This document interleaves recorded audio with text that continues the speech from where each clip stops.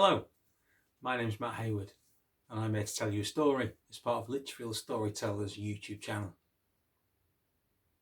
So there was once a woman who lived in a town and she wasn't a very nice woman.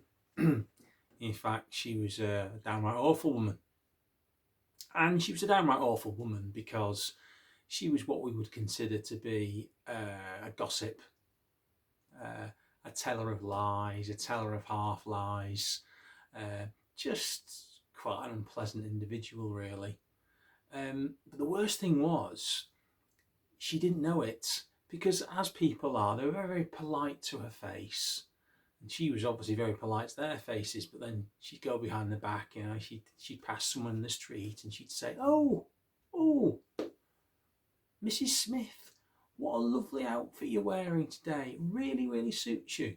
And she'd move on to something like the grocery shop, and the first thing she'd say to the people in the queue at the grocery shop is, oh, I've just seen Mrs. Smith. She looks god awful. She has got an outfit on which would look good on a corpse.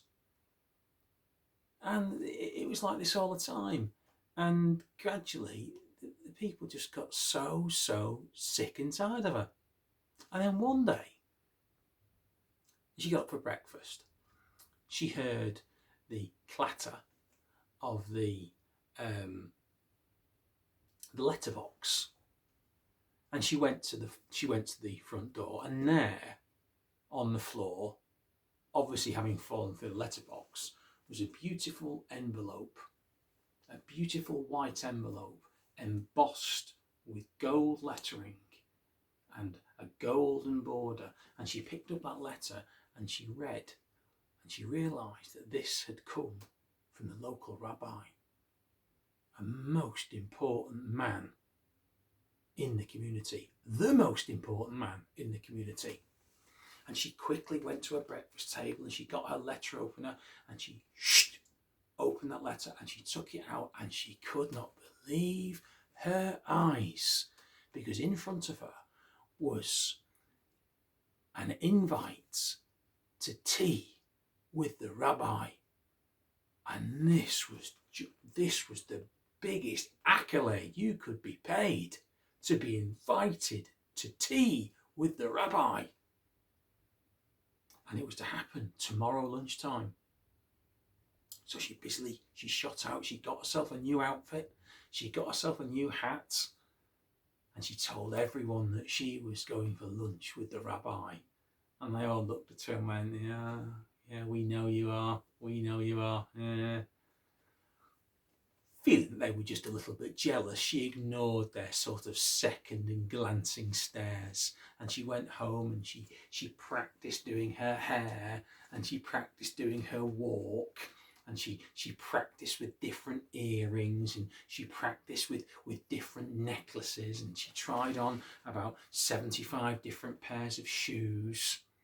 And then finally, the time came for her to leave to go and see the rabbi the following day.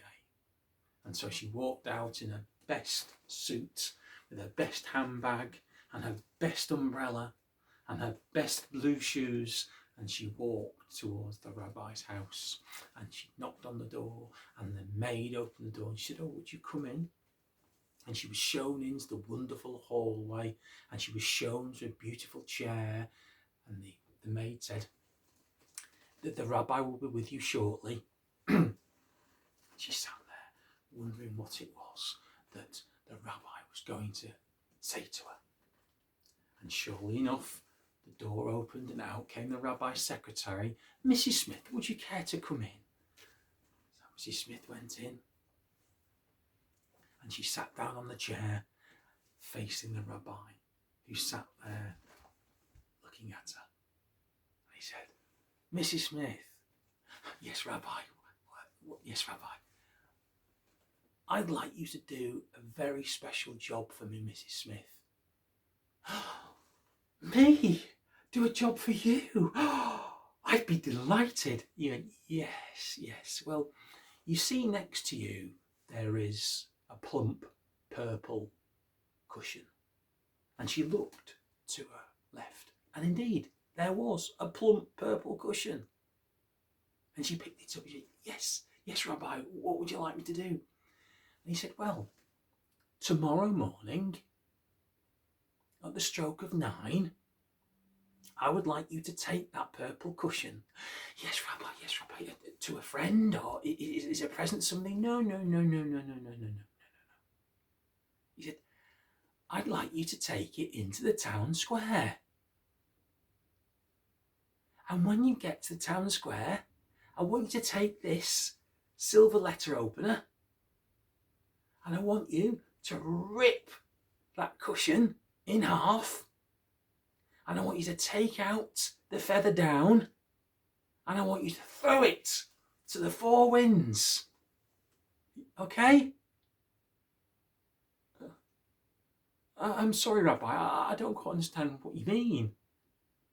I want you to take that cushion into the town square, rip it in half with this letter opener, and I want you to throw the feathery down north, south, east and west. Okay? Well, Mrs. Smith was a bit perplexed. But this was the rabbi. She had to do it. So, duty bound, she picked up the plump purple cushion. She went to his desk and took the silver letter opener. She bid him farewell. And then he said to her, just before you go, Mrs. Smith, please, tomorrow at midday, could you please come back here and tell me that you've done that? Okay, bye-bye. So off she went. And she went home. And she told her husband. And her husband, to be honest with you, her husband had stopped listening to her many years ago.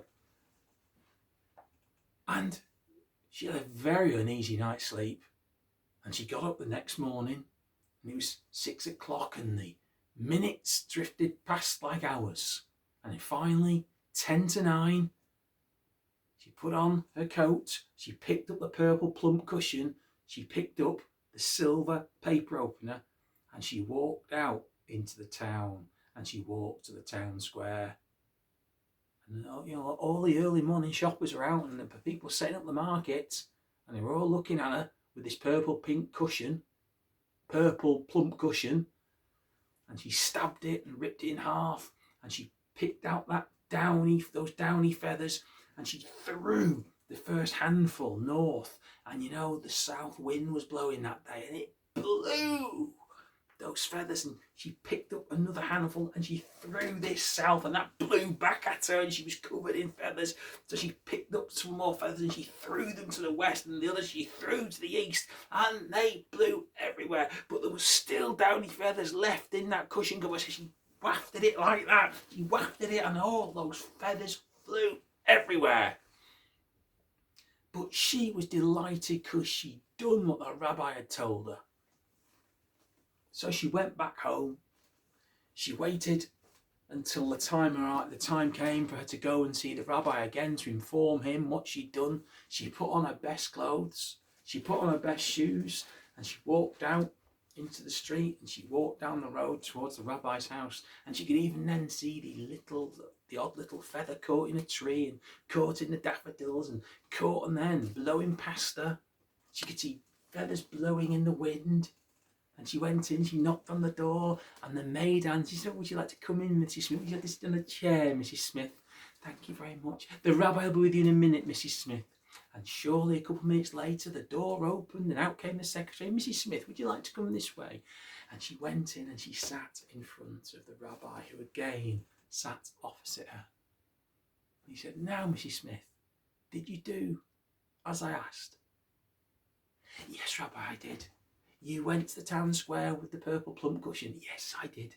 And you ripped it open with the letter opener. Yes, I did. And you threw those downy feathers to the north, the south, the east, west. Yes, I did. I did all that, Rabbi. I did all that. And he said, good, Mrs. Smith. Now, I've got one other thing for you to do for me. Oh, yes, Rabbi, what would that be? He said, I want you to go and collect up all those feathers and put them back into that purple cushion until it's nice and plump again.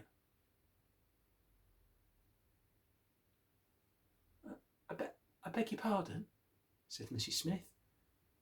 Well, I couldn't possibly do that, Rabbi. Those feathers are everywhere. They're everywhere. I passed some coming here. They're blowing down the street. They're everywhere. I couldn't possibly gather up all those feathers and put them back into that purple cushion to make it plump again. And the rabbi's expression changed to one of a scowl, and his eyes narrowed, and he leaned forward, and he said to her, "Exactly, Mrs. Smith. You will never be able to gather up those white feathers, just like every nasty word that you've spoken to anybody.